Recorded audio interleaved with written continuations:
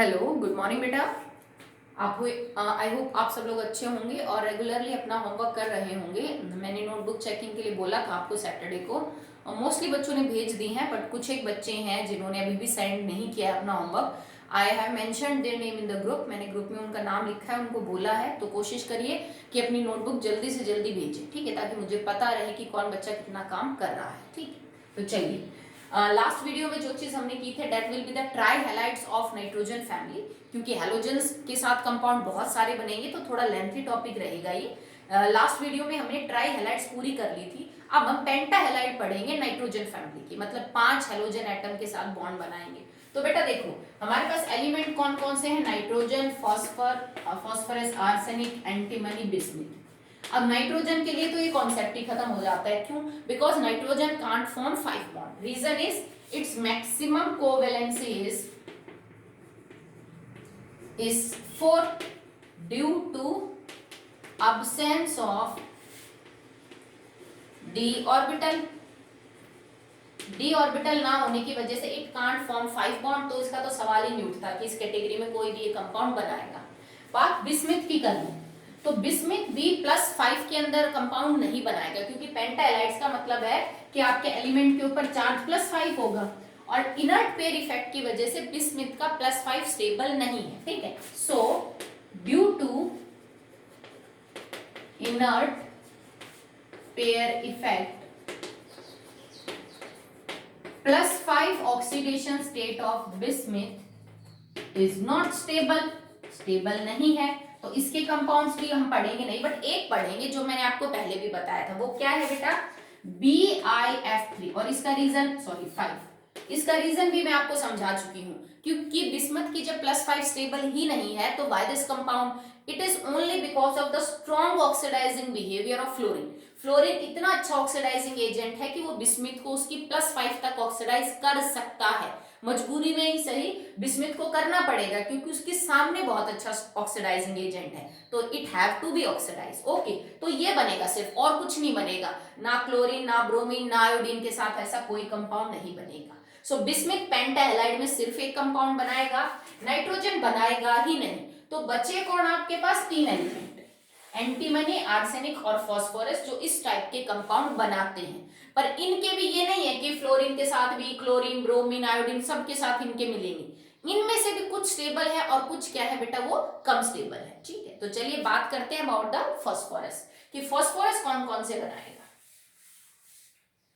तो फास्फोरस के केस में आपको मिलेगा PF5, PCl5, PBr5 और PI5।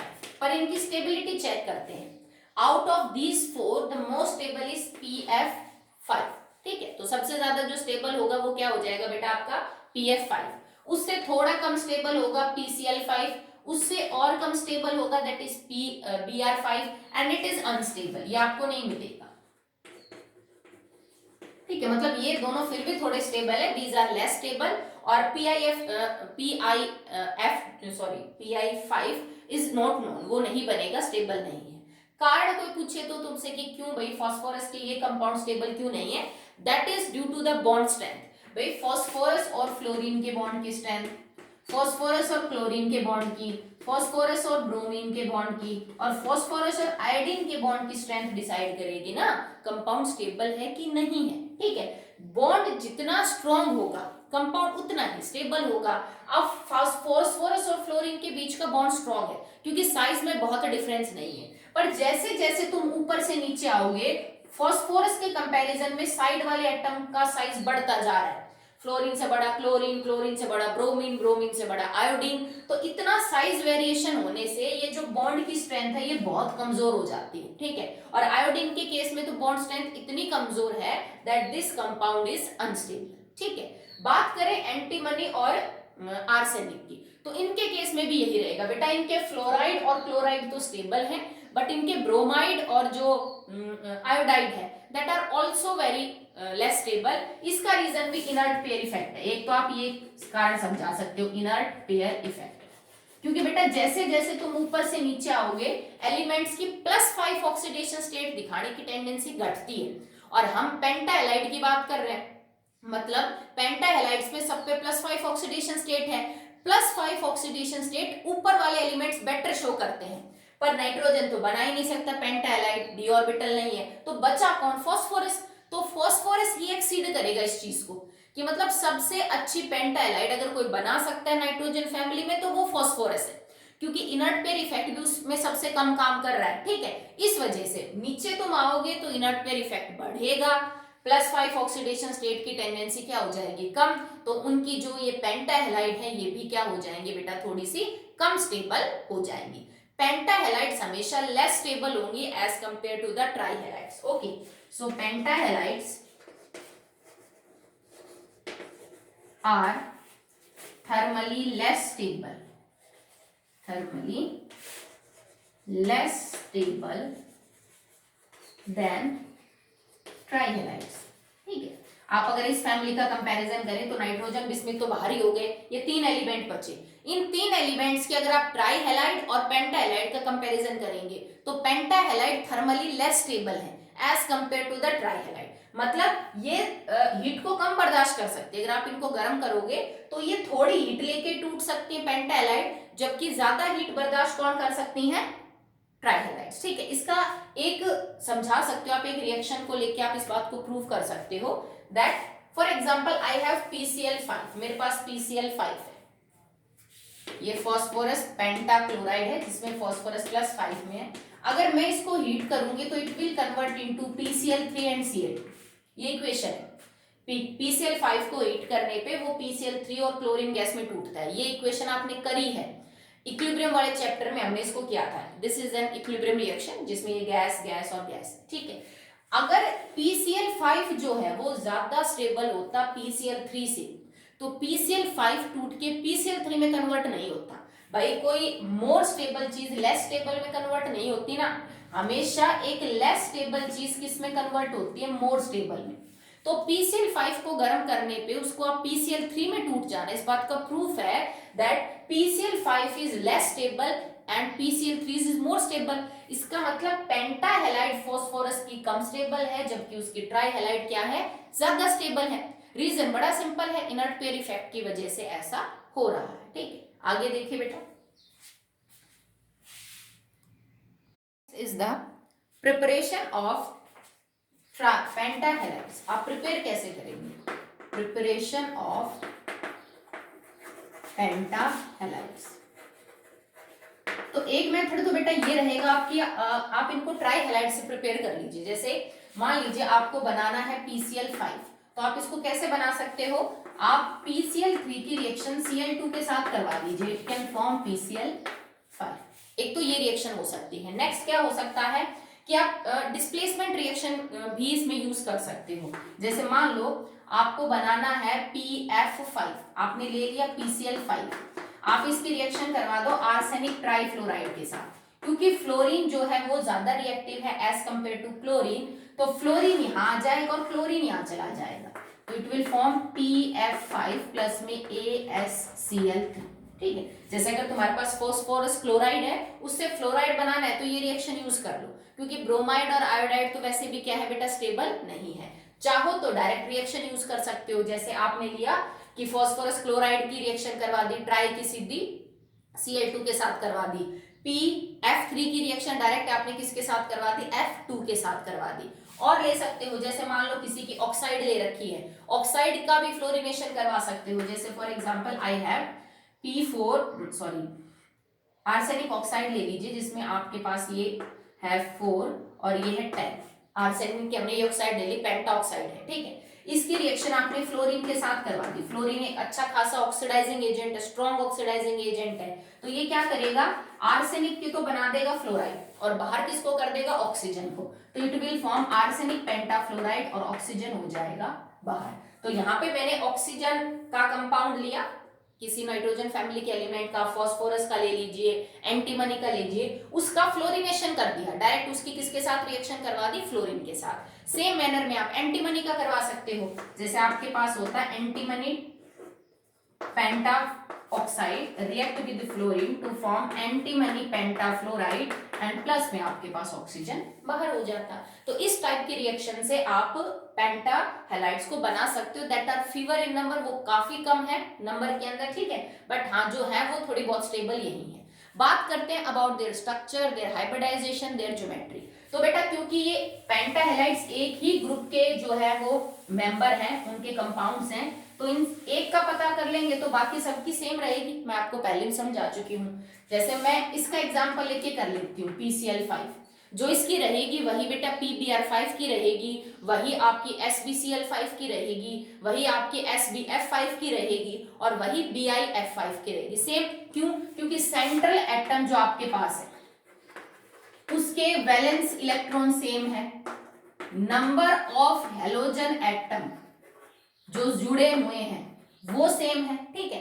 तो आपके सेंट्रल एटम के valence electron same, number of halogen atom जो जुड़े हैं वो सेम, तो इसका मतलब नंबर ऑफ हाइब्रिड ऑर्बिटल क्या आएंगे बेटा? सेम ही आएंगे। तो हाइब्रिडाइजेशन भी क्या आएगी? सेम सबकी। ओके, सो इसमें देखिए आप, सो x की वैल्यू हो जाएगी फॉस्फोरस के वैलेंस इलेक्ट्रॉन 5 प्लस में 5 क्लोरीन 10 और 10 divided by 2 so that will B 5। तो नंबर ऑफ हाइब्रिड ऑर्बिटल आ गए आपके 5, ठीक है। 5 हाइब्रिड ऑर्बिटल किसमें होते हैं? sp3d। तो हाइब्रिडाइजेशन आ गया sp3d। इसके हिसाब से geometry will be pentagonal trigonal bipyramidal हो गया आपकी। अब कैसी शेप है इसकी? इट्स लाइक दैट, जैसे फास्फोरस, एक क्लोरीन इधर, एक क्लोरीन इधर, एक क्लोरीन इधर, ये जो एक इक्विलेटरल ट्रायंगल समझ लीजिए जिसमें ये वाले जो एंगल है आपके दैट विल ऑफ 120 डिग्री, ये वाले जो होंगे 1 2 3 ये सारे 120 के हैं। एक इसके ऊपर परपेंडिकुलर है क्लोरीन, एक इसके नीचे परपेंडिकुलर है, तो ये वाले जो एंगल है दैट विल बी 90 डिग्री। भाई एक ट्रायंगल है फास्फोरस, 1 क्लोरीन 2 3, ये सारे एंगल 120 के हैं, एक इसके ऊपर क्लोरीन, एक इसके नीचे। ये जो बॉन्ड्स हैं ये वाले 1 2 3, these bonds are known as equatorial bonds. और ये वाले जो दो बॉन्ड है जिनमें एंगल 90 वाला है, these bonds are known as axial bond, ठीक है। तो जो sp3d स्ट्रक्चर है ट्राइगोनल बायपिरामिडल, उसमें पांचों बॉन्ड एक जैसे नहीं होते लेंथ के हिसाब से, ये बॉन्ड थोड़े से लंबे होंगे एक्सियल बॉन्ड। क्यों? क्योंकि इनको रिपेल करने के लिए नीचे 3 बॉन्ड पेयर है, इनको रिपेल कौन कर रहा है? ये भी रिपेल करेगा, ये भी करेगा, ये भी, ठीक है। जबकि इनको रिपेल करने के लिए सिर्फ 2 होते हैं, तो रिपल्शन ज्यादा होती है, तो एक्सियल बॉन्ड्स थोड़े से लंबे होते हैं 2 4 5 पिकोमीटर, और इक्विटोरियल बॉन्ड थोड़े से छोटे होंगे। ये सारे एंगल 120 के होंगे, जबकि ये वाले जो एंगल है that will B of 90 degree. Clear आप सबको? सबकी जो हाइब्रिडाइजेशन ज्योमेट्री है वो ऐसे निकलेगी। यहाँ पे शेप का कोई ज्यादा लेना देना है नहीं, because your compound carries no lone pair, क्योंकि तो अब शेप पूछ ले तो भी आप ये लिखोगे that is this trigonal bipyramidal, क्योंकि यहाँ पे कोई लॉन पेयर नहीं है तो कोई अलग से शेप निकल के नहीं आएगी। So that will be the structure, ठीक है। 2 types of bond are present, equatorial and axial. Axials are slightly longer as compared to the equatorial bonds, but actually में ये fluctuation होता रहता है। ये मान लीजिए क्लोरीन फिलहाल बना रहा है एक्सियल बॉन्ड, तो कुछ टाइम बाद ये इक्विटोरियल बना लेगा, इक्विटोरियल वाला क्या बना लेगा? एक्सियल। तो मतलब ये फिक्स नहीं है कि ये वाला क्लोरीन तो एक्सियल ही बनाएगा और ये वाला क्लोरीन तो इक्विटोरियल ही बनाएगा, ये एक दूसरे में कन्वर्ट होते रहते हैं, कभी ये इक्विटोरियल पे कभी ये एक्सियल पे। पर हाँ ये जरूर होगा कि स्ट्रक्चर में हमेशा 3 बॉन्ड इक्विटोरियल और 2 क्या मिलेंगे? एक्सियल मिलेंगे, ठीक है। चलिए आगे देखते हैं। There is a unique thing about the PCl5 structure. इसके स्ट्रक्चर 2 तरह से पूछे जाएंगे। एक आपसे पूछा जाएगा वेपर स्टेट में स्ट्रक्चर कैसा है, एक आपसे पूछा जाएगा इन द सॉलिड स्टेट। तो बेटा जो PCl5 है ना, वेपर स्टेट में कोवलेंट कंपाउंड है, और जो मैंने अभी आपको शेप बताई ना पेंटागोनल बायपिरामिडल, ये वैसे एग्जिस्ट करता है। बट अगर आपको PCl5 सॉलिड स्टेट में लेना है तो it will have in crystalline structure, ठीक है। तो सॉलिड स्टेट में PCl5 एक आयनिक सॉलिड की तरह बिहेव करता है, जबकि वेपर फेज के अंदर गैसियस फेज में ये कोवलेंट कंपाउंड है जिसका स्ट्रक्चर अभी हमने बनाया।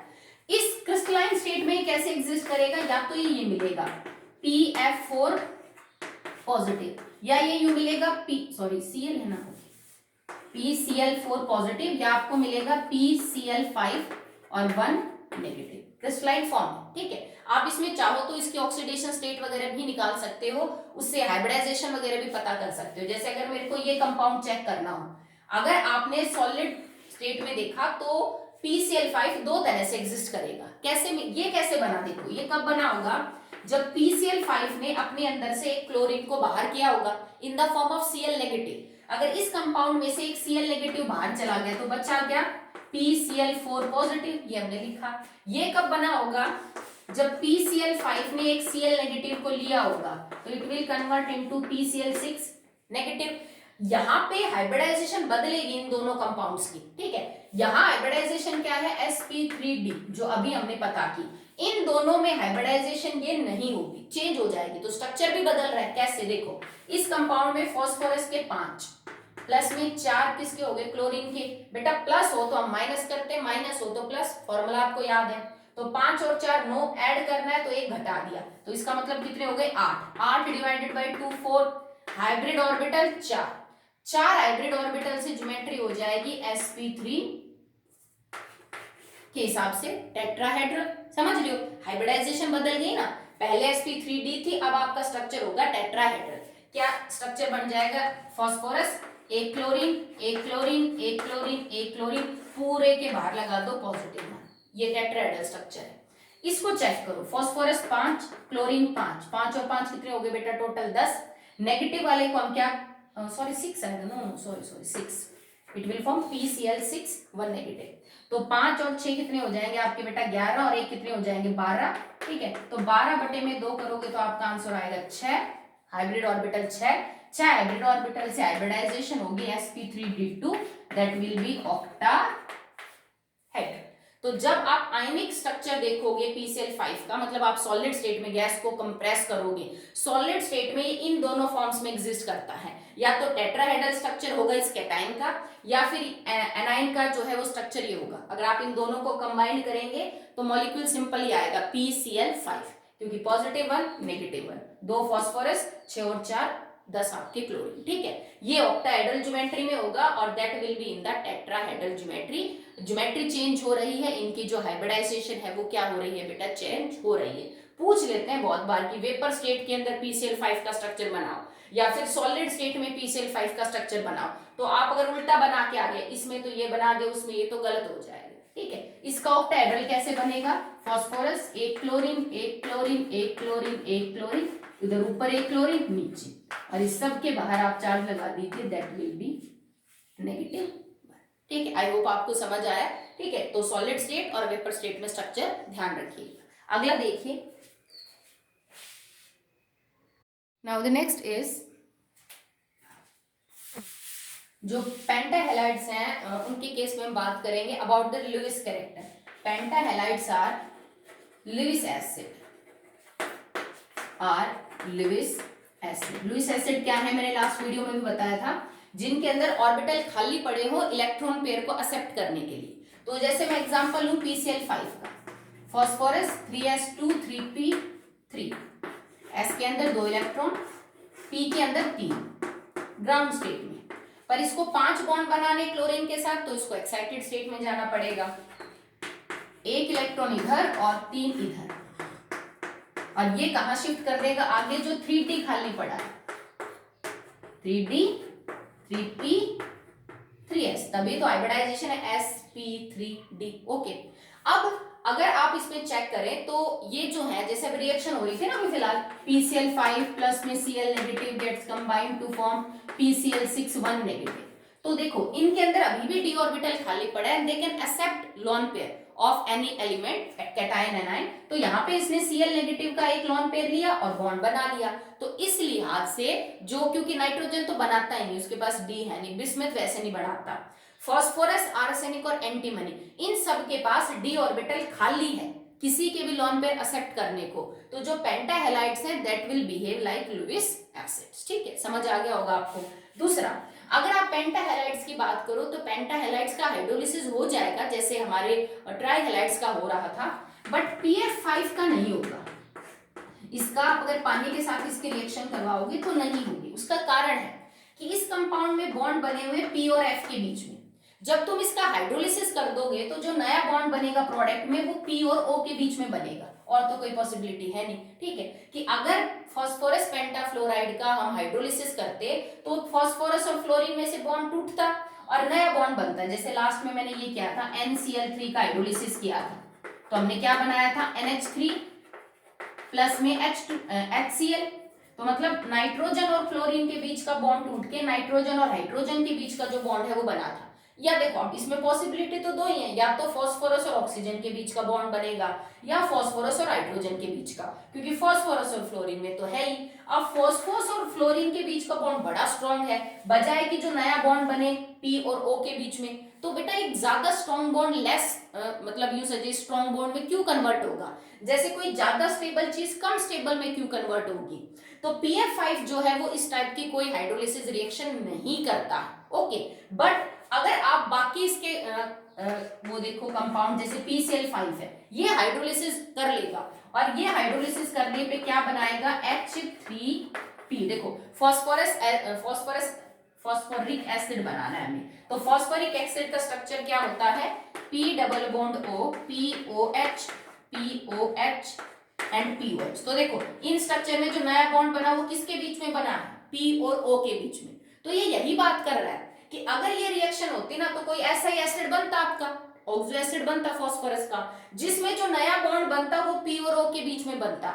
ये कम स्टेबल है as compared to the bond between P and F. That's why PF5 do not undergo hydrolysis. पर इसके जो बाकी हैं जैसे PBr5 है, PCl5 है, या फिर एंटीमनी पेंटाक्लोराइड वगैरह है, ये सब हाइड्रोलाइज हो जाएंगे और अपने रेस्पेक्टिव एसिड बनाएंगे, जैसे फॉस्फोरिक एसिड, आर्सेनिक एसिड, इस तरह से। ठीक है, तो अभी हमने हैलाइड्स का जो टॉपिक है बेटा वो कंप्लीट कर लिया है। ठीक है, नेक्स्ट बनता है रिएक्शन विद मेटल्स। तो ये मैं नहीं करवाऊंगी, आप खुद कर सकते हो। जैसे फ्लोरीन मेटल के साथ रिएक्शन करके क्या बनाएगा, मेटल फ्लोराइड, क्लोरीन मेटल के साथ रिएक्ट करके मेटल क्लोराइड, ब्रोमीन मेटल के साथ रिएक्शन करके मेटल ब्रोमाइड। सो ये आपके पढ़ाने की चीज अभी नहीं है, आप इनको 9th और 10th से पढ़ते आ रहे हो, 11th में भी पढ़ी है, तो ये आप खुद से कर लेना। नेक्स्ट वीडियो में मैं जो आपको काम करवाऊंगी that will be anomalous behaviour of nitrogen. Okay.